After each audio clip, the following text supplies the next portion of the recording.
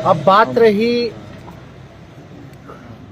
लालू जी की सजा को लेकर के, तो इसको लेकर के हमने पहले भी कहा कि ये विशेष अदालत है, सीबीआई की अदालत है और ये this is not the last judgement, ये कोई अंतिम फैसला नहीं है। इसके ऊपर जो जुडिशियल स्ट्रक्चर जो होता है, हाई कोर्ट होता है, सुप्रीम कोर्ट होता है, हम लोग लगातार इस बात को हम लोगों ने हाई कोर्ट में भी चैलेंज किया है और मुझे पूर्ण विश्वास है कि निचली अदालत का जो फैसला है हाई कोर्ट में बदल जाएगा। लालू जी के पक्ष में ये फैसला आएगा। अब 5वें मामले में सजा सुनाई गई है। सब में किसी में कुछ 3 साल, किसी में 5 साल, किसी में 7 साल, ये हम लोगों ने देखा है।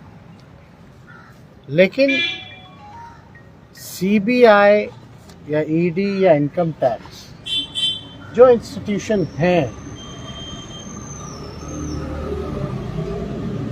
उन लोग लगातार जो है एक मामले को उन्होंने स्प्लिट किया। केस मुकदमा एक ही है, कॉन्स्पिरेसी का चार्ज है और 6 मामले अलग अलग बनाए गए, जो कि देश में इतिहास में पहली बार ऐसा हुआ। हम तो बोल रहे जब से आज़ादी हुई तब से ऐसा फैसला हुआ ही नहीं कभी, फिर भी हम लोग जो आदेश का पालन हम लोग करते हैं। लेकिन आप ये देखिएगा कि आज़ादी से अब तक चारा घोटाला, हम कहते कि अब तो सजा हो गई, भूल जाइए। और घोटाले कौन कौन से भाई, कितने घोटाले हुए देश में? अरे देश की छोड़िए, बिहार में बताइए कि उसके बाद से कोई घोटाला ही नहीं हुआ क्या? लगभग 80 घोटाले हो गए। Where is CBI? कहाँ है सीबीआई? कहाँ है ईडी और कहाँ है इनकम टैक्स और इंटरपोल? एनआईए कहाँ है? हम तो पूछना चाहते कहाँ है भाई? कितनी तेजी! और देश में केवल एक ही नेता, एक ही घोटाला। गजब की एजेंसी है भाई, पीठ थपथपा रही है। ये तो तोता का काम करती है, इसमें तो हमको बोलने की जरूरत नहीं है। लालू जी थोड़े से क्या सक्रिय हुए बेचारे, आप सब लोग जान रहे हैं कि तबीयत उनकी खराब थी, है भी। वो तो राष्ट्रीय अधिवेशन था तो उसमें उनको रहना ही था। थोड़ी सी क्या सक्रियता हुई। अब तो 24 का ज्यादा दिन चुनाव का बचा है नहीं ना, तैयारी तो अभी से शुरू हुई। यूपी चुनाव के बाद लोकसभा की तैयारी हो जाएगी, तो थोड़ी सी सक्रियता आती है। और सीबीआई जो है विजय माल्या जी को भूल जाती है, नीरव मोदी जी को भूल जाती है, ललित मोदी जी को भूल जाती है, मेहुल चौकसी भाई को भूल जाती है। कुछ दिन पहले 23,000 करोड़ रुपए लेकर के भागे, उनको भूल गई। अरे ये देश से कैसे बाहर चले गए? हमको हनीमून पे जाना था, मेरे लिए लुकआउट नोटिस था। हमको कोर्ट से लुकआउट नोटिस हटवा करके बाहर जाना पड़ा। हमने कौन सा अपराध किया था जो हम पे भी लुकआउट नोटिस था? हम तो कहना चाहते हैं भाई, इन लोगों के लिए नीरव मोदी, मेहुल चौकसी, विजय माल्या, नीरव मोदी, क्या इन लोगों के लिए लुकआउट नोटिस नहीं था क्या? क्यों नहीं था? कितने बड़े बड़े घोटाले हुए बिहार में। सृजन घोटाला, उसका रिकवरी कौन करवाएगा? वो भी तो कोषागार से गया, वो भी तो ट्रेजरी का मामला था। बिहार के कितने जिलों में हुआ सृजन घोटाला? मुख्यमंत्री के जानकारी हेतु क्यों नहीं मुख्यमंत्री पे कार्रवाई की गई? बल्कि चारा घोटाला में तो लालू जी ने ही आदेश दिया जांच का। जिसने जांच का आदेश दिया, जिसने जांच करवाया, उसी को तुम जेल भेज दिए। कोई बात नहीं, लालू जी जाते जाते बोले ना झुके हैं ना झुकेंगे, हमेशा सांप्रदायिक शक्तियों से लड़ते रहेंगे। उसकी सजा मिली है और देख रहा कोई एक बार थोड़ी ना, बार बार सजा मिलती जा रही है। लोग को लग रहा है भाई किस बात का बार बार एक ही आदमी पे सजा सुनाई जा रही है, और जो यहाँ 80 घोटाला करके बैठा है, सृजन महाघोटाला महापाप करके बैठा बालिका गृह वाला, उन लोगों पे कोई कार्रवाई नहीं होती। तो भाई हम मेरे अगर ट्विटर पे जाइएगा तो पहला ही टैग्ड है एक ट्वीट, थोड़ा पढ़ लीजिएगा। आज भाजपा के खिलाफ, सांप्रदायिक शक्तियों के खिलाफ देश में कोई नेता नहीं बोलता है जहां लालू जी बोल रहे हैं, लड़ रहे। अगर बीजेपी से हाथ मिला लेते लालू जी तो शायद राजा हरिश्चंद्र कहलाते। आज भाजपा और आरएसएस इन लोगों से लड़ाई लड़ रहे हैं तो भाई सजा काट रहे। तो लालू जी डरने वाले हैं क्या, या हम लोग कोई डरने वाले हैं क्या?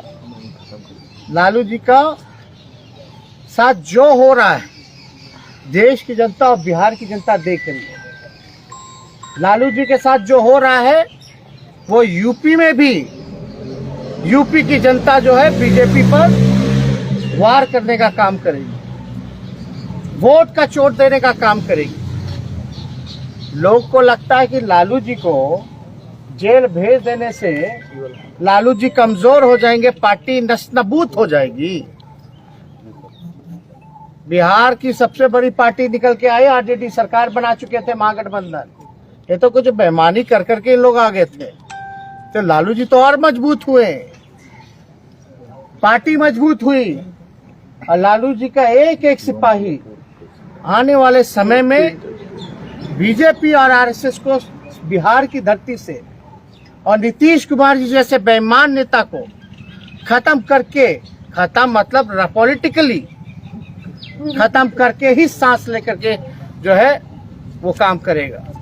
ये चुनौती है जो देश के लिए, जिन लोग बर्बाद करें, जो देश के युवाओं को बर्बाद कर रहे हैं, देश के संपत्तियों को बेचा जा रहा है। तो सीबीआई ईडी इनकम टैक्स नहीं है, रेल बेच दिया, सेल बेच दिया, एयर इंडिया बेच दिया, LIC बेच दिया, इंडियन ऑयल, भारत पेट्रोलियम सब बेच दिया, लेकिन चार्जशीट हम लोगों पर। किस शर्त पे बेचा, क्या बेचा, और खरीदार 2-4 ही लोग पूरे देश भर में देश के संपत्तियों को खरीद रहे हैं। ये है क्या न्याय? कहाँ है जांच एजेंसियां? हम तो चुनौती देते हैं, थोड़ा जांच करके बताएं। अरे सीबीआई प्रकोष्ठ है भाई भाजपा का, लेकिन जिस दिशा में ये जांच एजेंसियां काम कर रही हैं, ये आने वाले समय में देश के लिए खतरा है। इसलिए हम कह रहे हैं कि कोई पॉलिटिकल पार्टी का प्रकोष्ठ होकर के अगर कोई काम करेगा, ये इंस्टीट्यूशन सदैव रहेगी, लेकिन सत्ता में रहने वाले लोग हमेशा बदले जाएंगे, कोई परमानेंट नहीं। अगर इसी हिसाब से दुरुपयोग होता रहा इस तरह की जांच एजेंसियों का, तो बुरा प्रभाव, और जो लोग न्याय के लिए, देश में जनता जो न्याय के लिए जो लोग लड़ते हैं, उनको न्याय नहीं मिलेगा। ये देश के लिए बहुत बड़ा खतरा है। और हमने पूर्व में भी कहा, आज सर्वे करवा लो, आप लोग सर्वे करवा लीजिए। देश के जेलों में सबसे ज्यादा गरीब लोग जेल में बंद हैं, गरीब। और लालू जी गरीबों के नेता हैं, और कोई जेल नहीं जाएगा, सबको अक्यूटल हो जाएगा, सबको जो है छोड़ दिया जाएगा। और हमने तो महाराष्ट्र में, अब कोई बीजेपी का अगर कोई भाषण एड़ी के चोटी पे करता है, सीबीआई है, ई है, वो है, थोड़ा हमसे मिलवा दीजिएगा, उनसे पूछिएगा कि महाराष्ट्र में क्या हुआ था भैया। जो डिप्टी चीफ मिनिस्टर है पवार साहब, जब बीजेपी जब गए डिप्टी सीएम बनाएगा तो सीबीआई ने सारे केस वापस कर दिए। याद कीजिएगा वाकया, सारे केस वापस कर दिए। जब सारा केस खत्म हो गया तो पवार साहब वापस एनसीपी में आ गए। जो शरद जी के भतीजे हैं, जब वापस आए तो दोबारा ईडी और सीबीआई के छापे और रेड पड़ने लग गए। यही है जांच एजेंसियां क्या? ये तो जीता जाता उदाहरण है, और हमको कैसे सैकड़ों उदाहरण मिलेंगे इस पे हम नहीं कहना, लेकिन ऐसी संस्थानों का दुरुपयोग किया जा रहा है। नीतीश कुमार कह रहे थे कि जो लोग शिकायत करता थे, जो लोग पिटिशनर थे, आज तो वही है ना, उनसे क्यों नहीं पूछते हैं? क्या चीज? जिन लोगों ने शिकायत किया था लालू यादव के खिलाफ, वो लोग आप ही के साथ हैं। कौन? नीतीश जी बता रहे हैं। नीतीश जी थोड़ा सृजन के बारे में बताइए। I have no interest. Bihar की जनता और देश की जनता को रुचि इस मामले में नहीं है कि चारा घोटाले में नीतीश जी की प्रक्रिया क्या है।